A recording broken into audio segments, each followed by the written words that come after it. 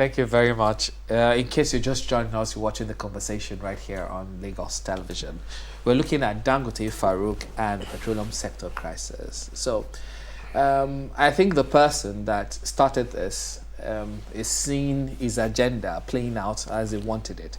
On Sunday, the richest black man in the world, Aliko Dangote, had a press conference, and one of the talking points, apart from the reduction in the pump price of petrol to about 600 or 740 maximum at any retail station in the country, was the headline that emanated from that press conference, which is, there's a public servant who is saddled with the responsibility of managing the National Midstream Downstream Petroleum Regulation Authority of the country, and he has dipped the allegation.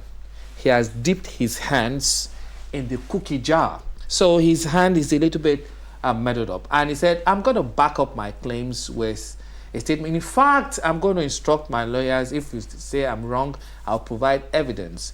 And true to his words, he did on Monday, the next day. And before we could even say Jack Robinson, he has gone to the ICPC with his lawyers to file a formal petition. Now, let's flip it. The authority, on the other hand, his own started with a fake statement a few days after, and finally he released a statement and said, no, that is not me. For me, I will explain now. This is not, he called it some names, interesting one. He said, those are fabrications. That, thank God, it has been submitted to a proper agency where he can formally explain himself. And after that, he met with Mr. President, because it's a very sensitive energy sector of our economy. And he met with the president. The aftermath was a statement released by the president's media person, Bayo Onanuga, that, look, he has tendered his resignation, followed by another person. So making two major people and an appointment as well of new people. That is where we ended now. So I have in the studio with me to look at the nitty-gritty of this conversation this morning is the Publicity Secretary of the Yoruba Council Worldwide, Mr. Oluwatosin Adebuji. It's a pleasure to have you join us this morning. Thank you so much. I'm glad to be here. Okay, so let's start with this. Before we go into the core issues of the propriety of, let's piggyback a little bit to where it started from. And I think some people, especially when Alhaji Aliko Dangote on Sunday held that press conference, the headline was, Alhaji has continued from where he stopped, because at one time the rift was the refinery hasn't been properly licensed at that last time. There's the fear about monopoly, and Alhaji was talking about why will he continue to issue licenses when there's a major refiner in the country that can literally supply the country. For you, what do you make of all this before we go into the detail? All right, thank you so much, viewers. I think let's start from where it started from. For my own perception, I feel that the first of the issue was the issuing of licenses to those who showed interest in coming up with refineries in Nigeria, and over 30 licenses are being issued out. Like the sayings, many are called, few are chosen. I think after the old issuance and all that, the only person that stood out to put into practice the reason why he has requested for licensing of refinery is Aliko Dangote. And I think for that, we need to give him kudos. For someone to have invested so much, billions of dollars, for the sake of the nation, I think the first person that deserves the accolade is Aliko Dangote. Why? Because the energy and the oil sector, if I would say, and that's being said outside that, are the major, backbone of the economy. And that's why whenever there is any issue in the oil and gas or in the energy sector, it is always felt even to the common man on the streets. And so therefore, if such person has been able to invest so much there, I think the best we can do as a nation is to encourage and support him, not by, sabotaging, making him, feel so, uncomfortable by doing the right thing. Our former national anthem was about giving our commitment to our nation, which is also being backed up by the new national anthem. And somebody of nature has done such a magnanimous thing. For me, I wish Dangote is being told to express how he's feeling at this moment. Now, coming back to the issue of the Ahmed Farouk and all that, Ahmed Farouk was the person that threw the first blow. And how did he throw the first blow? The first blow he threw was for him to come out, and he had the press conference and said that Dangote Refineries, the petroleum is being produced, that is, the PMS is adulterated. For crying out loud, how could someone in that kind of hierarchy could come out and utter such statement publicly while still expecting that international investors will still come to the same country to put their funds when you are selling your own people at a very cheap rate? It's uncalled for. The best I would have expected him to have done was for him to have been able to support this man for taking the bull by the horn to help us resolve the lingering issue, because we've been having the issue of fuel scarcity for years, and we have a refinery that has not been working, and someone single-handedly decided to come up with his own personal refinery, not for his family's sake, for the national, for the sake of the national, interest, and it's been sabotaged. No, I think the first thing he said, maybe just to correct, he didn't say that the petrol he was refined was adulterated.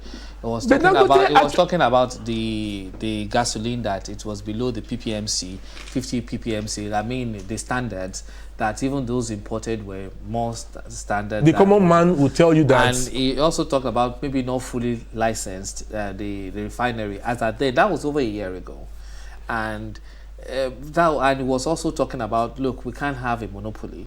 Isn't that genuine? Now, the response I was giving to Dangote for me to back up my perception that the word adulterated was the basis of the press conference of Farouk Ahmed. When Dangote was responding to his press conference, himself and his team, they came up with a sample of their PMS, and it was being shown to to Nigerians that this is what was being told by the chief executive officer Ahmed Farouk, that is his petroleum is not up to standard and whatever there. So I'm still on that point that the basics of what he's coming to say is just that to wash down that that product being produced by Dangote. So in a nutshell, Dangote had to give a feedback, a kickback to his allegation. And for crying out loud, I'm sure many of us as Nigerians have been using Dangote fuel. Has anyone come out to complain and said, oh, this fuel being supplied by Dangote is not working properly, or is knocking their engines and all?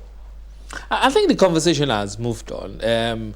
What the trivia that happened on Sunday has led to the resignation of the chief authority. Does that resolve the challenge now? Do you think what Alhaji was trying to do has now come to fruition by getting him out? Because I'm sure that allegation, which hasn't been substantiated yet, which he substantiated but will yet to be verified by a competent court of competent jurisdiction, is whether he actually embezzled or so got his money from other sources apart from his keep is money earned from being an authority, a public official. We say now that Alhaji can now go, his problem has been resolved by having new people in the saddle. Well, for me, I won't say the resignation of Ahmed Farouk has solved totally the issues that surround Dangote. Why? Because the main issue is not about resignation. The main issue is about making the crude oil available. How could someone have a refinery that can, at the moment, give about 650,000, barrels per day, and is still working towards making it to be 1.4 million by having an additional of 750,000? One of the things as a council that we did when the issue of the Pengasan and Legal Dangote and all that was to stage the protest on behalf of Nigerians and also Legal Dangote to make Nigerians know the real truth and the facts there. The Pengasan and the likes of people that surrounds the oil sector and all that there, I think they are working in connivance in just for this thing, in order for the benefit of what this man has for Nigerians, and that is what reduction of hunger, penury, poverty for an average Nigerian. And I would suggest, as on behalf of the council, the resignation of Alhaji Ahmed Farouk should not stop there. After his resignation, let him submit his traveling document. You don't want him to travel again? He hasn't been indicted. No. He hasn't been. He has not. So what must have made him to have, resigned definitely has more. Probably maybe because Aliko Dangote alleged of, his children being, sponsored $5 million in Switzerland and all that there. And he feels, okay, yes, for him to be able to at least, address that issue publicly, the first thing for him to do is to, first of all, resign. So if he has resigned, then definitely the Economic and Financial Crime Commission and ICP and all that there should also make a request of him submitting his, his traveling document. Why don't you want him to travel? No, because he knows he has allegations to face and he wants to clear the air. So by clearing the air, the first thing that will make him to be available, because that cannot be done by proxy. Well, he met with the president yesterday. He hasn't traveled out, has he? Well, he hasn't traveled out, but we are making a request that let the ICPC make a request for him to make submission of his of his. Okay, I'll play the devil's advocate here. Now, the fear of so many people is, now the president has issued like 15% tax on everyone importing this thing, which was immediately anyway. But I'm sure the implementation will start by January for those who want to import, considering that we have a sizable refining capacity in the country now. However, the fear is when you have one man control the logistics, don't forget he's gotten more trucks now. With the one he did before that caused wahala. He's gotten more trucks now. Intends to even up his refining capacity to about 1 point. Now it is about 650. Now I want to go to about 1.4. Now, what does that say about monopoly? That is the fear of so many people, because the more, the merrier. As against you have one person, he that can reduce price today can also increase price tomorrow. And that you can't shout because you have no. In fact, I was talking about modular. We have modular refineries in this country, and they're also refining too. Yes. But not in they are not like the mainstream one. What does that say about monopoly fear? Oh, thank you. Which is very germane. You can't throw that. You can't throw that away. Yeah. Well, I believe the issue of monopoly of Dangote Refinery has been debated on by several policy analysts and all that there, and the basics of why there should not be fear by Nigerians that by the time you give him the bull, the horn, the everything, he might decide to direct the affairs the way he wants or he wishes there. But one thing that's what happened in the monopoly. Yes, when you don't have a competitor. But we are aware now that I think there's one of these the northern part one of these man that is also coming up with his own refinery. Coming up. Yes. Okay. And Dangote has not fought anyone for not, establishing or starting up a refinery. I think the first thing we need to look at into is that who are the major, or who are those that will be beneficial to it, and that is the common man, the Nigerians there. For me, I don't think there will be any issue of monopolizing, strategy by Dangote being given and all. Whoever has the interest of the nation at heart as well, and has the capacity, why wait when you can also, move, go ahead, to establishing, a refinery or setting up a refinery. But the one that is on ground, that is available, should not be sabotaged, either by making available the resources that will make him to refine his product to be available. Now we are in the Utah period now. Ordinarily, there would have been fear, all over the, the space that, oh, we hope there will not be issue of, fuel scarcity. But as at this morning, while driving into your studio, every vehicle on the road that I was able to at least count, and even in the fuel station I have not witnessed any form of, fuel scarcity, or we have queues on police. But if you have one, maybe you can tell. But for me, I feel the major reason why Dangote has set up a refinery, we are benefiting. He has just reduced it now to 699, which also is having a ripple effect, in the economy of the country. No, this what, and I think that's the argument you made when we came into the studio. You have some people, especially Petron, that's Petroleum Tanker Association. So look, they've picked up some goods 2 weeks ago. They just got the delivery of it. They're about to distribute. They've not sold that one, and now Dangote has reduced this thing. They borrowed money to pay this. Some of them got bill of payment, overdraft, and all that. I don't know the facility they got to get that this thing. So where do that shortfall?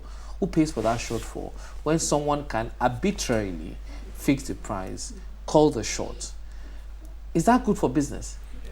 Well, the major reason for business owner is to make profits. I understand. Yesterday, I went to buy fuel, and I was telling the person, I said, but Dangote don't reduce this thing. They said the one we go sell the one with they inside this one before we begin to sell the new one.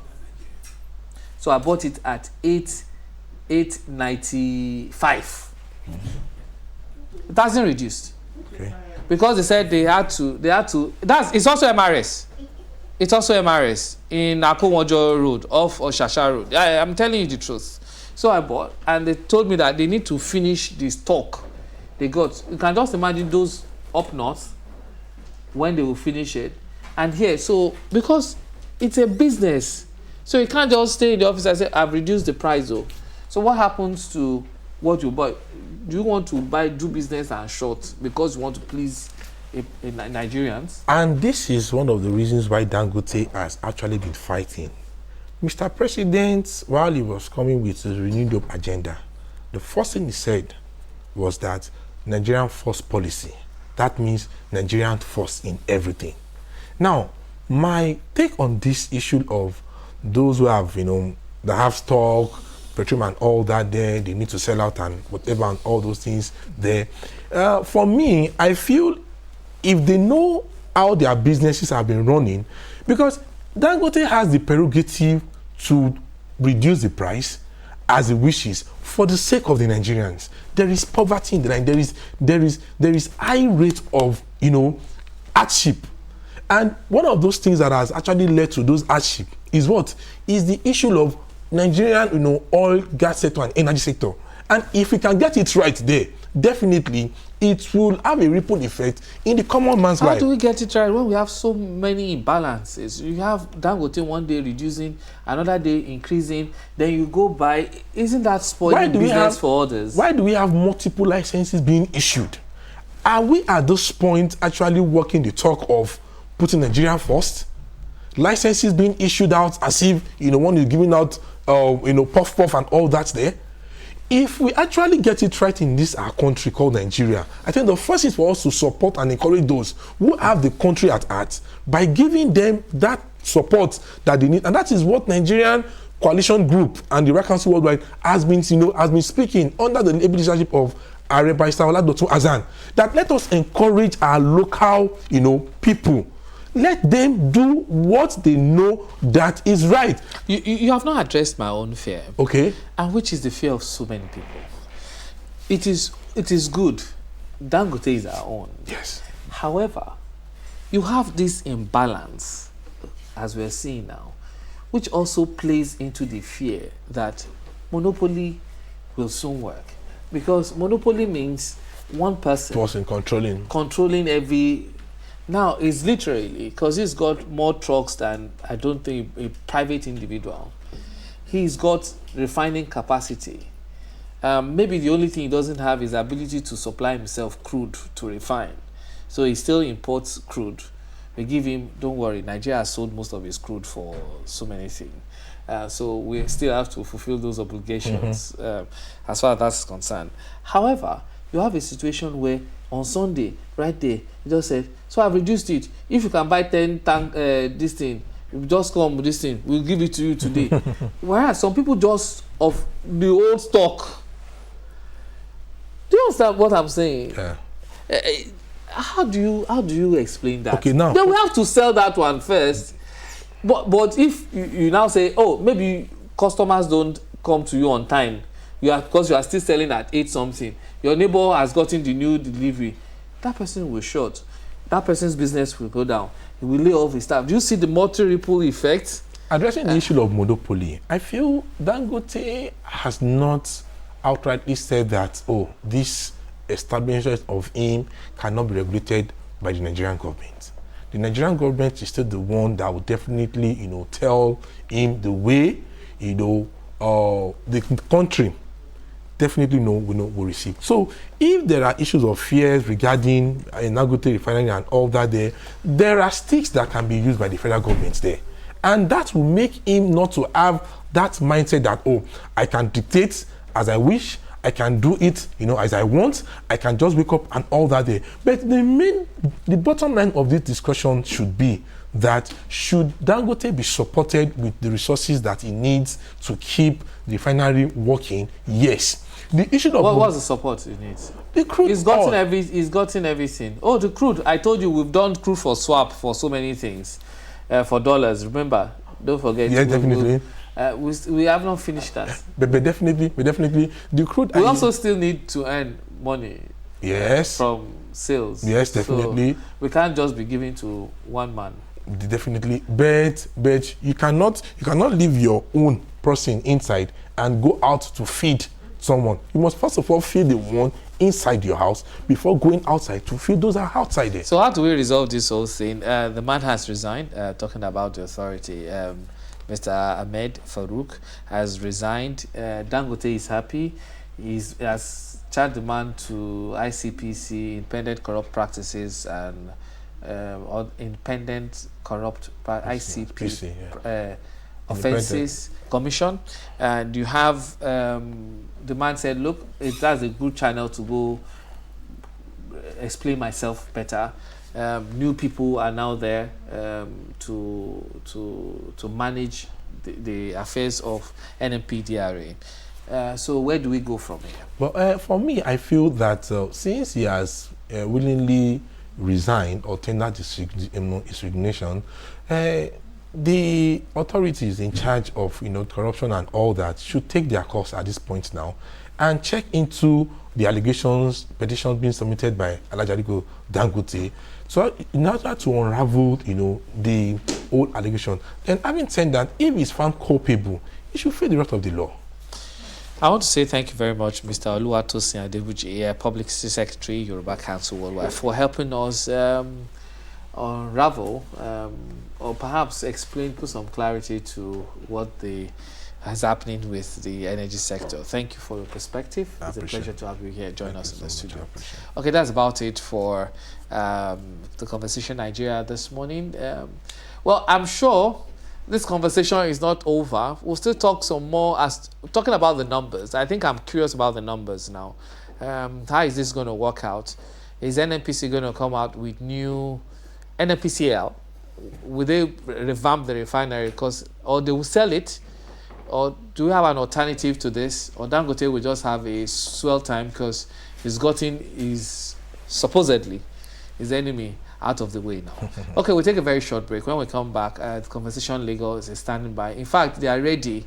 They are mic'd up to have the next conversation. Don't go anywhere. We'll be right back.